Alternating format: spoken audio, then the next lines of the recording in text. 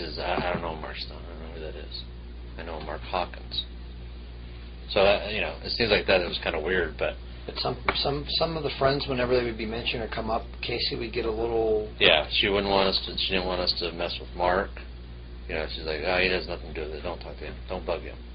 Because her and Lee did this a lot, too. Lee did not want, in fact, going back to the Jeffrey Hopkins, I approached Lee with the same thing. I said, hey, Lee, well, there's a Jeffrey Hopkins on her phone bill. And he's like, well, do not call him. He's a friend of the family. He has nothing to do with this. I don't want our friends being harassed by this. They have nothing to do with this. That's not the guy she's talking about. And how would Lee know that? Well, because he says that's a family friend, not the one at Universal. You would think that family members would be concerned that anybody who may have information to help find this little girl... Well, Lee actually concerned... I had a lot of concerns about Lee. All the way through, there was little things that I didn't like, and then towards the last day, I didn't even want to talk to him. By the last day, I had caught him in what I feel was a major lie, and I did not want to talk to him anymore. Because what I felt was that we are there supposedly for the same reason that you want us here, and to help find her. And if you're going to interfere with the investigation that we're semi-doing, then I don't want to talk to you. I mean, why are you interfering like this? I mean, that really bothered me. We'll get back to Lee. Okay. I don't want to get too far away right. from some of the drives, the rides, and conversations. Okay. So we'll definitely come back to that. Yeah, because starting the first night, I want to tell you about some of the first night at the meeting with the family, and then later with the lie. Okay, so it's related to the first night. Well, it's just one of the first things. I mean, we can take him as a whole different topic, okay. But there's several things that bothered me about Lee. Okay, we'll definitely come back to that.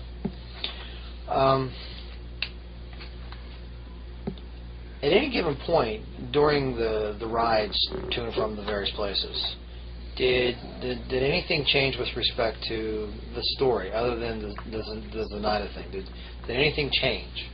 Not in the actual story of the supposed abduction. Well, there's nothing as far as that goes. It was always the original story of the park. Because I had asked her, I said, what about? So you met her in the park? What about the Sawgrass? No, I met her at the park. That's where we actually met. Did anything change after?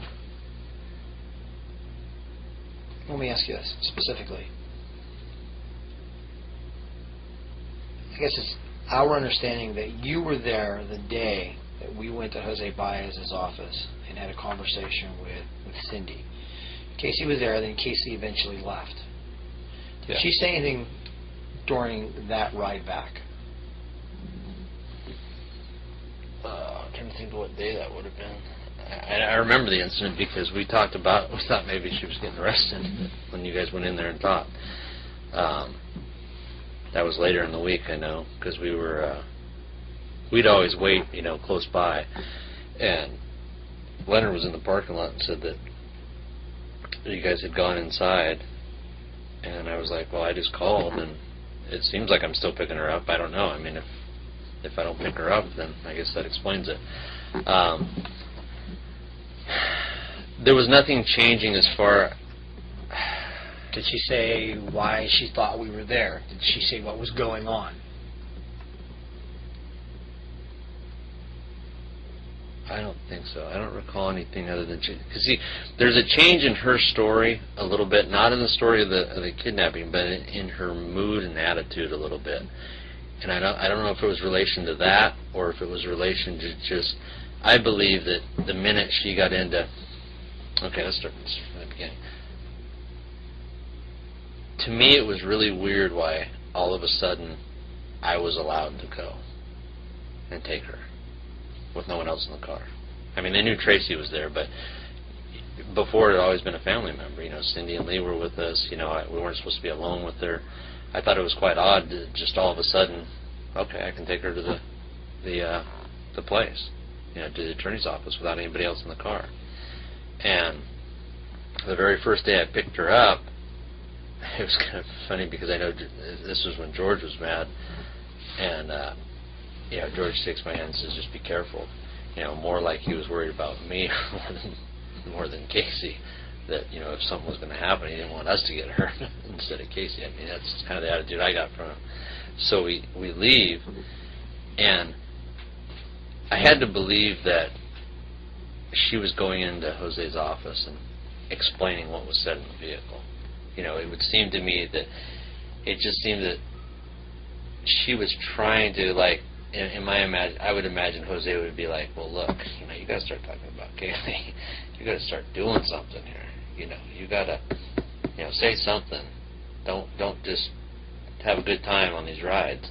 Because I think it was Wednesday, the ride was a little different.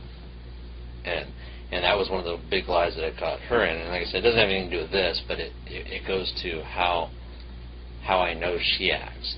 For example, on Monday, when I picked her up after they have lunch there at the attorney's office, I picked her up, and on the ride home, she's telling me about how, man, Jose is really working the media. Man, 2020 came and bought us all Olive Garden. God, I'm so full. What'd you have? I had fettuccine, and I'm so full. The next day, that was a conversation too when we left from lunch. I was like, well, what'd you guys get this time? One of the other news guys went down and bought us hot wings. He goes, man, I can't believe I put away 37 hot wings. It was so good. We're really getting some stuff out of this. So on Wednesday, now Tuesday night, let me just back up. Tuesday night, Tracy wanted some candy and stuff, and every once in a while we'd go to the store. Me or one of the other guys would go to the store, get something, take it to him. So Tracy wanted some candy and cigarettes. She wanted cigarettes and candy. And I said, okay, Casey, want anything? She goes, yeah, she wants a chicken sandwich from Wendy's. All right, no problem. So I go through and I go, because I'm doing it this time, and I'm still trying to be your friend. So I go through the drive-thru, get a chicken sandwich, come back. I give this little bag to Tracy at the door, so they all have their stuff. Well, the next day, she comes off with this, on the way to the attorney's office, she comes off with this thing of, she's not really sad, but she's like, man, I look okay, I've lost like 4 pounds. And I'm like, oh, maybe they'll find me, and she goes, I can't eat anymore, I haven't been able to eat in days. And I'm thinking, she just told me how full you were the last 2 days.